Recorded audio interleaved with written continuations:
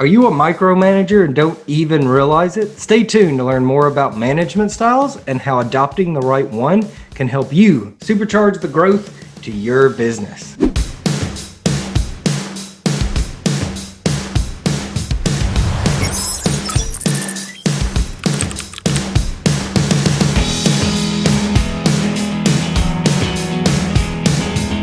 Hey everybody, welcome to the iProv vlog, where we help business leaders grow their business. I'm Jordan Smith, as always, joined by Patrick Laughlin. What's up, Pat?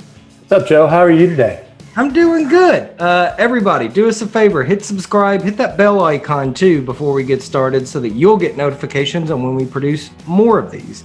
So the hardest part about being a leader is more often than not, at least for me, is that you're expected to bring 110% of yourself every single day, right? Yeah, I mean, your team gets the luxury of showing up when they're less than motivated. You don't. And I think that's why knowing your leadership style and what works best for your team, especially when things get hard, will help you lead when you aren't at your best, right? And it also helps them continue to make progress when they aren't at theirs. Yep. So one of the things we talk about whenever we talk to our clients that we consult with about alignment, right?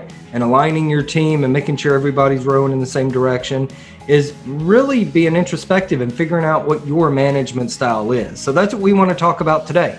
So we want to talk about the 5 most effective styles of management, and then give you a quick overview of some of their strengths and weaknesses. So Pat, start us off with result-based leaders. Sure.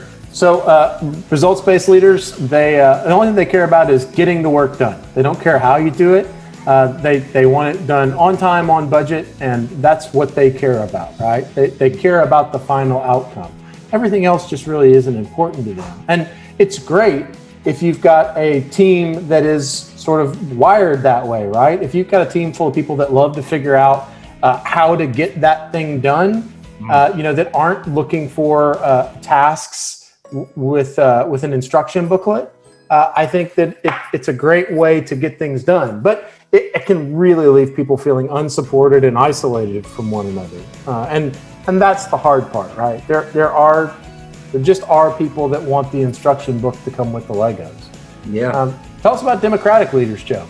Democratic leaders, a lot of the times we always say they believe involving the entire team in making decisions. So some of the pros is it gets everybody in the bunker with you, right? It creates strong bond. Everybody trusts each other, team members and the manager. You get healthy conflict, right?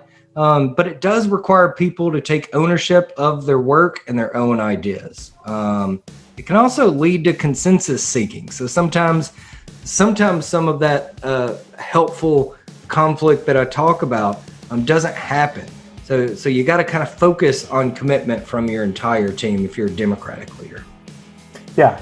Next up is transformational leaders, and transformational leaders really encourage team members to go above and beyond their comfort level. They just consistently ask you to give more of yourself and push you to achieve, which is great.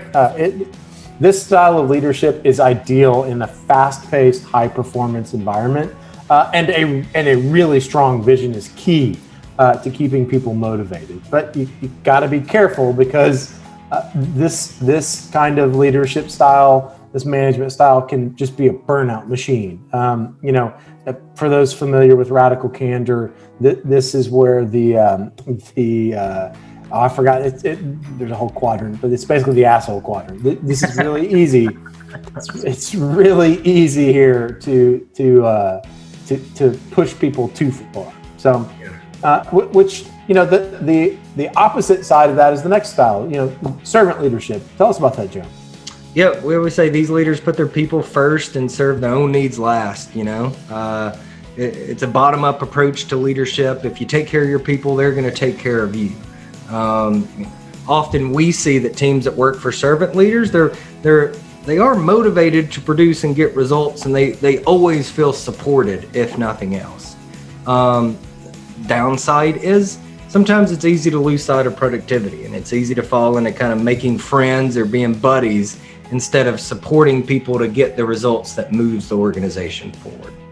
Yeah, and sort of the final, and this one is probably the least effective on this list, at least from a long-term perspective, and we like long-term things, is the transactional leader. The transactional management uses rewards to motivate teams. So it's the carrot all the time, right? And it's sort of an if this then that approach to management, and it is great for short-term solutions and gains, and it is very effective if there is a lot of work that needs to be done in a short period of time. But at some point, you've run out of really great rewards, right? It's a hamster wheel. And at some point, most of your team is going to want off that hamster wheel, no matter what the reward. So great for sort of short-term bursts, not great for long-term. Yeah, you see a lot of this leadership style in sales management specifically. Oh, yeah. So now that we know kind of run down the leadership styles, let's talk about how to figure out what your leadership style is and what works best for not only you, but your team. As a leader, you got to figure out what type of leader you really are and what works best for the people who are looking for you to lead them, right? Yeah, and I tend to tell clients and remind myself that figure out what kind of leader you really are. What do you gravitate towards when you're naturally stressed? How do you behave? What do you say to your team? What do you say to get to your team moving on a project when you're ready to pull your hair out? And if the person you are at those moments is the person you want to be, then great, man. Keep doing that. Like, I've known really great servant leaders that are just great in a crisis, and at their worst, they're really at their best, right? And then I've known some really great democratic leaders and results-based leaders that, go from totally ordinary people to like the Incredible Hulk when they get stressed, right? They just become an absolute tyrant. And so I think it's important to sort of know what you're like at your worst in order to be able to have something that you can fall back to get you working at your best.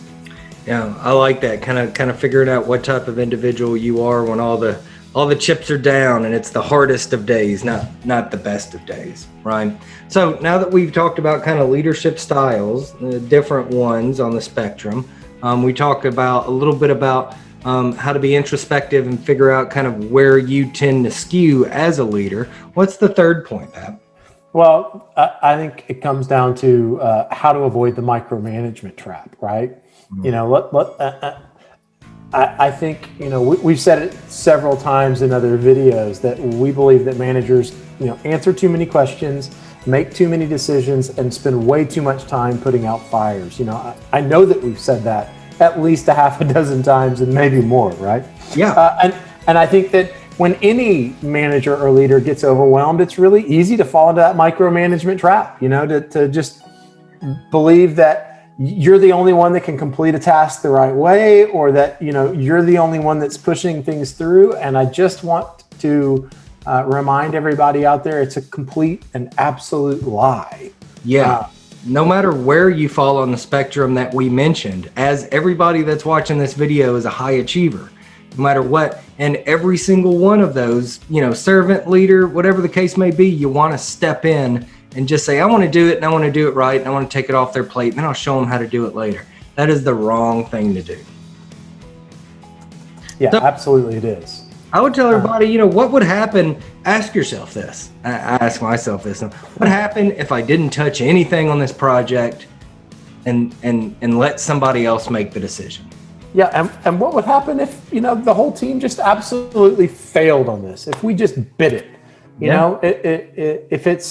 if it is something that will take the company under, then okay, micromanage, get in there and do what you got to do. If it means that you're going to have a rough Tuesday and maybe a rough Wednesday, just let it tank. The long-term output of your team is more important. So, a lot of what happens to you when you take a minute to get that perspective and sort of ask yourself what happens if, you'll quickly realize it's not a problem with your people or with your team. It's a problem with their leader, and you got to fix your own head. So. Absolutely. Failure is a blessing, not always a curse. So let us know, what's your management style? Tell us in the comments below. And if you want to know more about our feelings on effective management styles, visit us at iProvonline.com or give us a call or ask us in the chat. We'd love to engage with you and chat with you a little bit more. Like, comment, subscribe, share this with a friend, share this with another leader. That's the best way to get this content out in front of folks. And that's what we're trying to do, is just put out good content every day. So Pat, we appreciate it. And until next time, peace, peeps.